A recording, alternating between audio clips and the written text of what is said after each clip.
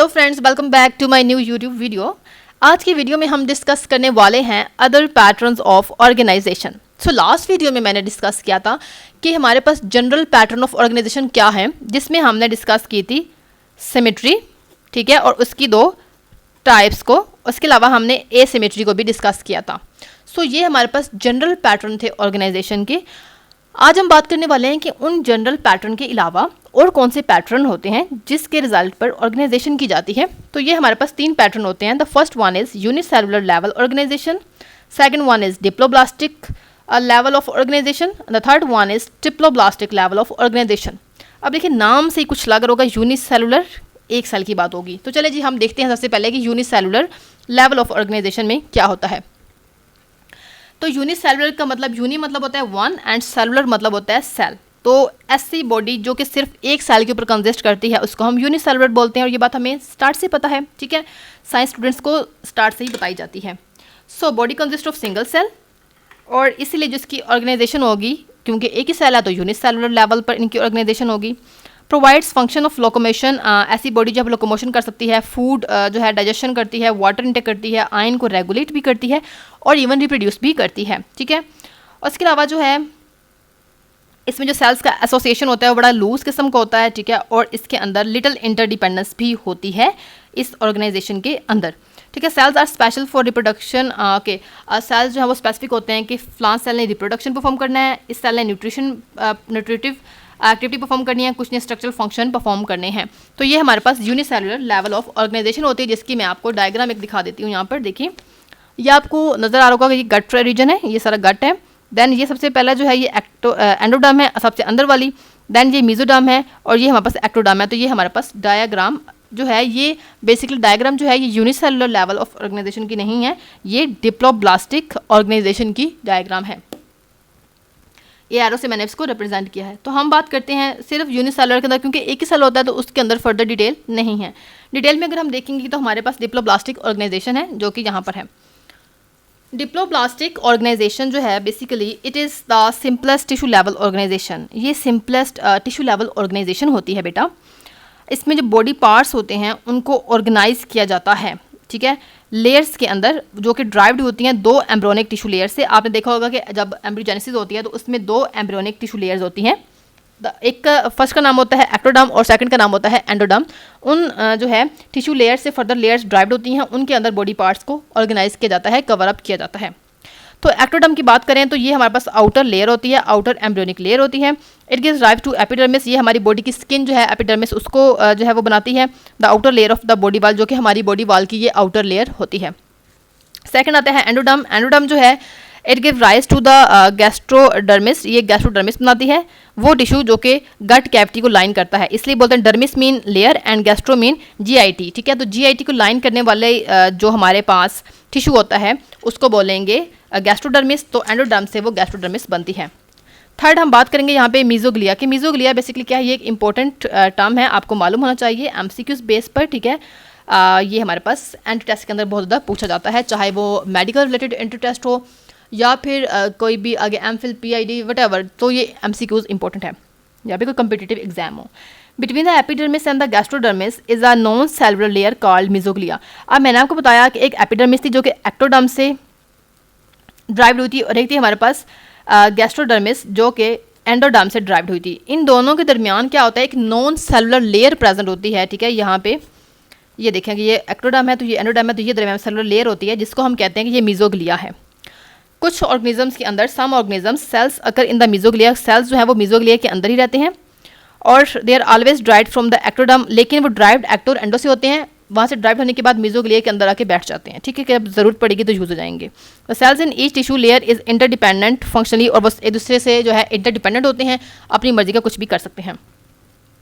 Then बात करते हैं गैस्ट्रोडर्मिस के बारे में। तो गैस्ट्रोडर्मिस जो है it consist of digestive and muscular cells. Gastrodermis क्योंकि एक लेयर है तो इसकी ये कंसिस्ट करती है डाइजेस्टिव सेल्स के ऊपर, और उसके अलावा इसके अंदर मस्कुलर सेल्स भी प्रेजेंट होते हैं। On the other hand epidermis की बात करें हम, जो कि हमारे पास एक्टोडर्म से जो है वो ड्राइव्ड हुई थी, इट कंटेन्स एपिथेलियल सेल्स, उसके अंदर एपिथेलियल सेल्स होते हैं और मस्कुलर सेल्स भी होते हैं, ठीक है। ये हमने बात कर ली यहाँ पर इनकी कंपोजिशन के बारे में कि किस चीज़ पर कंपोज करती हैं, गैस्ट्रोडर्मिस भी और एपिडर्मिस भी। अब एग्जांपल की बात करते हैं, क्योंकि हम बायलैटरल लेवल ऑफ ऑर्गेनाइजेशन देख रहे हैं। एग्जाम्पल है the feeding movement of hydra की अगर आप फीडिंग मूवमेंट देख लें, या फिर हमारे पास जेली फिश की स्विमिंग मूवमेंट देख लें, आर ओनली पॉसिबल, ये सिर्फ तभी पॉसिबल है जब ग्रुप ऑफ सेल्स जो हैं, बहुत सारे सेल्स जो हैं वो कंबाइन करेंगे, कोऑपरेट करेंगे और टिश्यू लेवल ऑर्गेनाइजेशन शो करेंगे, ठीक है। क्योंकि यूनिसेलुलर के अंदर तो सिर्फ एक सेल ने काम करना था ना, इसमें क्या होता है, हाइड्रा की अगर आप मूवमेंट देखते हैं तो जब तक बहुत सारे सेल्स ग्रुप में काम नहीं करते तब तक कुछ भी नहीं हो सकता, ठीक है। तो ये देखें यहाँ पर आप डायग्राम में देख रहे हैं, ये गट है, यहाँ पे ये एंडोडर्म बनी है, एक्टोडर्म बनी है और मीजोग्लिया आपको दरमियान में नज़र आ रहा है। तो दैट वाज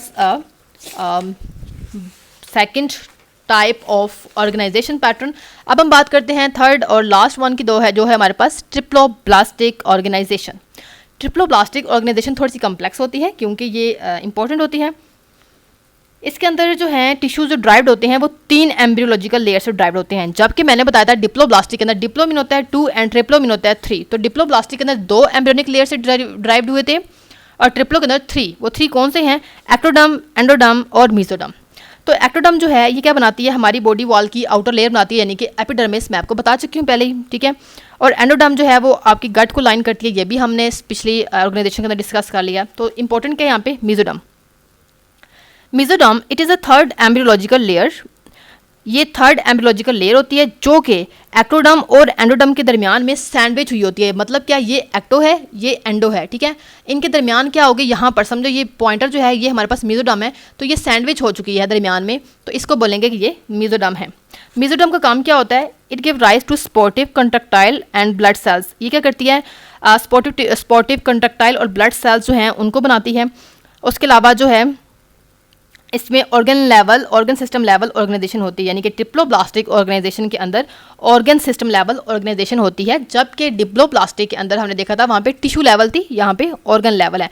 बहुत सारे टिश्यूज मिलेंगे और ऑर्गन्स बनेंगे।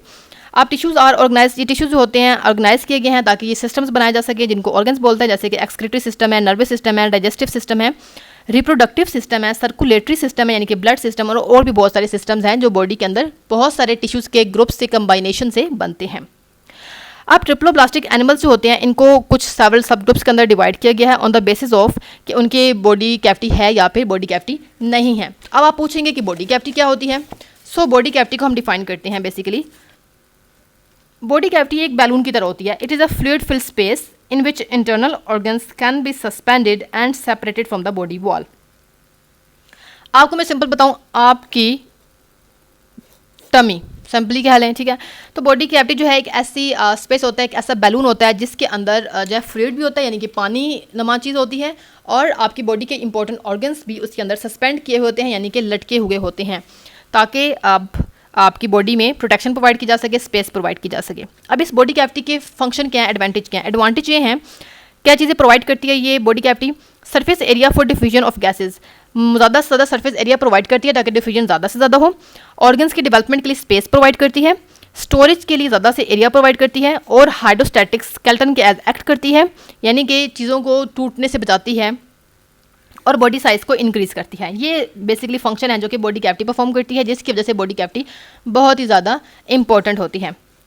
अगर आप देखेंगे ट्रिप्लोब्लास्टिक पैटर्न की टाइप्स, तो 3 टाइप्स होती है हमारे पास ट्रिप्लोब्लास्टिक पैटर्न की। उसमें सबसे पहले है एसिलोमेट पैटर्न, देन है सिलोमेट पैटर्न, सोडोसिलोमेट एंड देन है सिलोमेट पैटर्न, ठीक है। ये 3 पैटर्न है हमारे पास जो कि ट्रिप्लोब्लास्टिक पैटर्न की टाइप्स हैं। तो हम डिस्कस कर लेते हैं सबसे पहले एसिलोमेट पैटर्न। एसिलोमेट ए का मतलब है नो, एंड सिलोमेट होता है सिलोम यानी कि body cavity. Mesodermally derived tissues ecto and endoderm के बिटवीन सॉलिड मैस बन जाता है जिसको बोलते हैं एसिलोमेट, यानी कि एक्टोडर्म और एंडोडर्म के जो टिश्यूज हैं उनके दरमियान एक सॉलिड मैस बन जाता है सेल्स का, जिसको हम बोलते हैं कि वो एसिलोमेट है, ट्रू बॉडी कैविटी नहीं है। अब पेरेंट का में क्या होते हैं, कुछ सेल्स जो हैं एक्टो और एंडो के दरमियान जो हैं वो बिल्कुल लूजली ऑर्गेनाइज हो जाते हैं, लूजली ऐसे लूज फॉर्म में खड़े जाते हैं, उनको हम बोलते हैं कि ये पेरेंट कायमा सेल्स हैं, और ये स्पेशलाइज नहीं होते। मतलब स्पेशलाइज का मतलब क्या है कि ये कोई स्पेसिफिक फंक्शन परफॉर्म नहीं करते हैं, ठीक है। सो ये हमारे पास थी एसिलोमेट क्योंकि ट्रू बॉडी कैविटी नहीं थी। अब हम बात करते हैं second, that is a pseudocoelomate pattern. Pseudocoelomate की अगर हम देखें तो सोडोसिलोम जो होती है ये एक ऐसी बॉडी कैविटी है जिसको मेसोडर्म ने लाइन नहीं किया होता है, तब इसको बोलते हैं सोडो। सोडो मतलब पार्शली। इसमें कोई मस्कुलर कनेक्टिव टिश्यूज़ नहीं होते क्योंकि मेसोडर्म नहीं है, जो कि गट को आके एसोसिएट करें। उसके अलावा कोई मेसोडर्मल शीट नहीं है जो बॉडी की वॉल को इनर साइड से कवर करे, और इसमें कोई ऑर्गन्स जो है सस्पेंडेड फॉर्म में प्रेजेंट नहीं होते हैं। तो ये आपने यहाँ पे डायग्राम देखी होगी, ये सिलोम है और ये इसकी सोडोसिलोम है। क्लियर हो गया। देन हम बात करते हैं थर्ड टाइप के बारे में, जो है हमारे पास सीलोमेट पैटर्न। अब सीलोमेट पैटर्न बेटा ये इंपॉर्टेंट होता है, सबसे फंक्शनल होता है। क्यों? क्योंकि कम्प्लीटली इसने जो है वो मेसोडर्म से सराउंड किया होता है, इसमें मेसोडर्म प्रेजेंट होती है। और उसके बाद पेरिटोनियम होता है, यानी कि थिन मेसोडर्मल शीट भी इसमें प्रेजेंट होती है, जिसने बॉडी को इनर साइड से लाइन किया होता है। ठीक है, इसमें सरोजा भी प्रेजेंट होता है, और मिजेंट्रीज जो हैं इसके अंदर सस्पेंडेड होती हैं। मिजेंट्रीज यानी कि बॉडी के जो ऑर्गन्स हैं वो इसमें सस्पेंडेड हुए होते हैं। मसल्स और कनेक्टिव टिश्यूज़ भी इसके अंदर प्रेजेंट होते हैं, जो कि बॉडी के इंटरनल ऑर्गन्स के साथ एसोसिएटेड होते हैं, ताकि उनकी प्रॉपर फंक्शनिंग करवाई जा सके। ठीक है जी, ये हमारे पास है सिलोमेट पैटर्न, जो कि इंपॉर्टेंट और फंक्शनल होता है और सबसे ज़्यादा बेस्ट है। और ये आपको इसकी डायग्राम नज़र आ रही होगी, यहाँ पे देखिए ये सिलोम बनाई है। ठीक है, ये देखें पेरिटोनियम नज़र आ रही है आपको। यहाँ पे मिजेंट्रीज आपको ये दिखा रहे हैं कि मिजेंट्रीज यहाँ पे सस्पेंडेड है। तो ये हमारे पास सिलोमेट पैटर्न है जो कि इंपॉर्टेंट और फंक्शनल होती है। ठीक है, that is the best. So that was all about today's lecture, जिसमें हमने बात किया कि हमारे पास अदर पैटर्न ऑफ ऑर्गेनाइजेशन क्या है। So if you like my video, do like and subscribe my channel. If you have any question regarding this topic और regarding any topic of my YouTube channel, you may ask fill in the comment box. I will definitely like to reply your question. मिलते हैं next video में, तब तक अपना बहुत सारा ख्याल रखिए। अल्लाह हाफिज़।